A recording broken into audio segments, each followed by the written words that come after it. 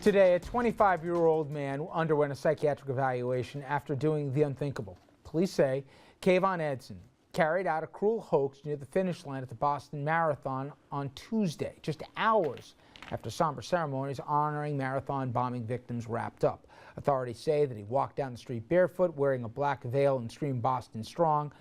And the most troubling part, they say he left a backpack with a pressure cooker inside.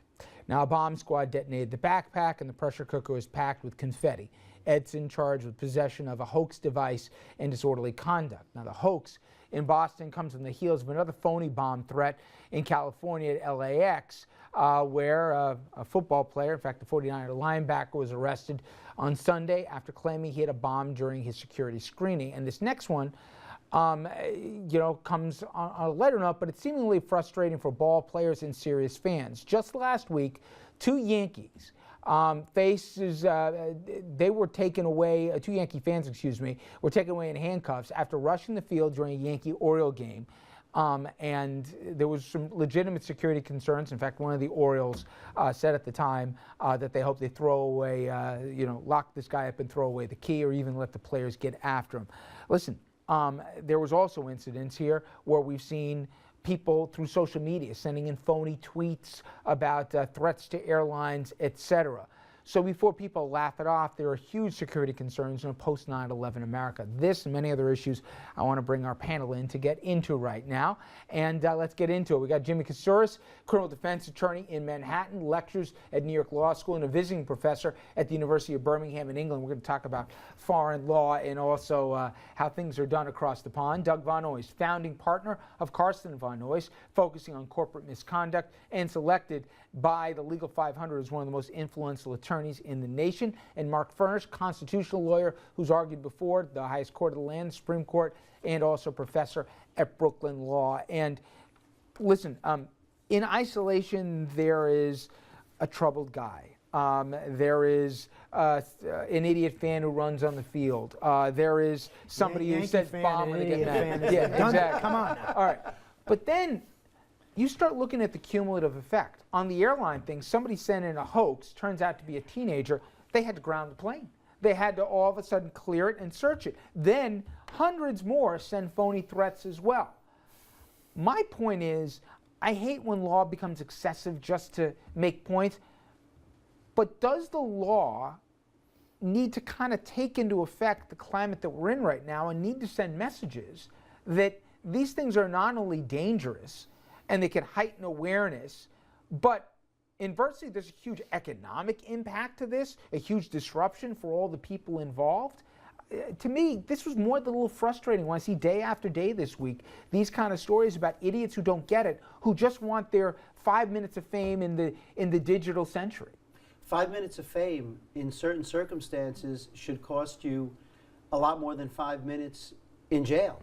I mean, there are serious... And if you could, Jimmy, give an idea, frankly, right now, if you run on the field or you do some stupid prank call, they talk a big game, but if you have a half... as long as your attorney's not a half-wit, you're not going to be looking at the inside of a cell, right? I've represented fans in Shea Stadium and Yankee Stadium who run on the field and do some stupid things, and you're going to get a slap on the wrist. You're going to be banned from the stadium. Look, as with any crime, the punishment has to fit the crime. When you start calling in hoaxes to airlines, which ground airlines, which make people panic, which basically change the landscape of traveling and so on and so forth, that's a very serious crime. When you walk around and say you've got a bomb and you cause the kind of disruption that it causes. Look, we were talking on your show a few weeks ago, when you jump off the Empire State Building. Exactly. You know, and with you a record it parachute, for posterity. That's right. And you endanger all of the people below you and cause that kind of a disruption. Listen, you want your name in the papers that bad, and you want to get it in the papers that way? These are serious crimes. Doug, is the discretion there for the judge to do it right now, but they just don't? Or is it the laws and the punitive phases are set up that, hey, this is a misdemeanor no matter how you look at it? Because I think if you set an example, people can think twice about doing this, especially with all the digital fingerprints that are on some of these Yahoo's accounts. Well, I think the more time that goes by, less likely the person will be punished really, badly, severely. But the thing is really, I mean, you're talking about a deterrent effect here. That's what you're talking about. But the reality is, you know, we have people committing major financial crimes. They don't go to jail. So now these are easy people to pick on. There's definitely, you have to stop people from doing stupid things. But you got to also look at, we talked about it a couple of weeks ago about people with mental problems too. I mean, that guy, if you look at the footage of that guy, I mean, Absolutely. This guy had a And he's mental right problem, now too. he's being treated with a psychiatric case. But Mark, for me, there is inherent dangers with this. If all of a sudden they thought that this was, and gunfire erupted, we've seen other incidents here where, what if the fan actually caused harm to a player? Now all of a sudden, you know, that runs on the field are talking about something different, or somebody took, you know, draconian action because the guy said the word bomb. Don't you have to take into account the climate that we're in? It's different than 20 years ago. Well, you do, and I think you nailed it at the beginning of the segment when you said, well, this guy was a lone crackpot. But federal law, at least, doesn't look at it in a subjective way. They take the threat that's made, and they say if it would have instilled fear in a reasonable person, you're guilty of using the mails or using the wires to make a threat, and that carries a 5-year prison sentence.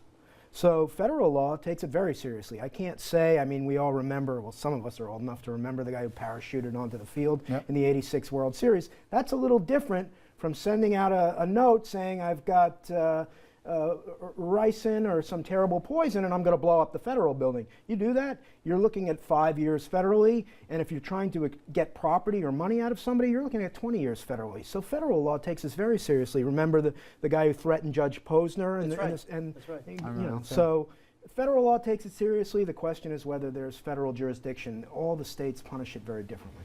Okay.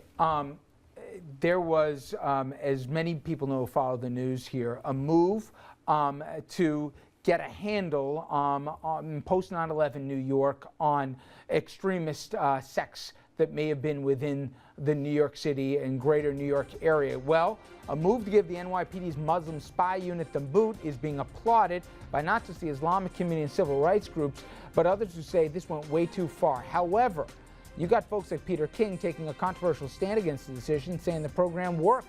We'll ask our legal team where the line starts and stops in America when it comes to, well, policing everyone. Stay with us.